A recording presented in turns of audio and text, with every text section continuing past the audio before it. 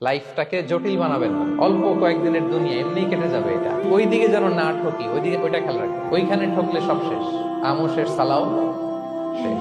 ওইখানে যেন ঠকে না যায়, এটা খেয়াল রাখতে হবে। তাহলে প্রথম ফ্যাক্টর হচ্ছে সুখী সমৃদ্ধ জীবনের will make our life simple.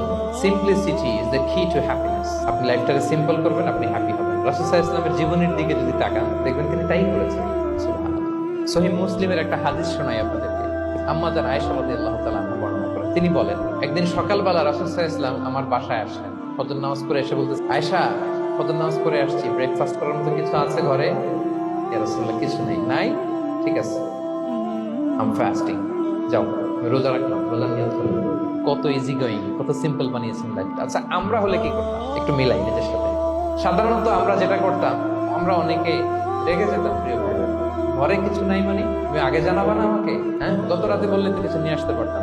সাধারণত এইভাবেই তো রিয়েক্ট করি আমরা, আগে জানাবা না কেন, আগে বলো না, রেগে যেতাম। অথবা বলতাম, আচ্ছা ঠিক আছে, এখন যে একটা কিছু ব্যবস্থা করি, দেখি কিছু পাওয়া যায় কিনা। এরকম অনেক ওয়ে খুঁজতাম। কিন্তু রাসূল সাল্লাল্লাহু আলাইহি ওয়াসাল্লাম এই কোনো অপশন না নিয়ে বললেন, okay, there is no food for breakfast, I'm gonna fast ফাইন্নী সাইম। ঠিক আছে, খাবার যখন নাই, আমি রোজাই রেখে দিলাম। সুবহানাল্লাহ। এভাবে তিনি তার লাইফ লিড করেছেন। Make your life simple, you'll be happy. জটিল না করে সহজ করুন, আপনি হ্যাপি হবেন।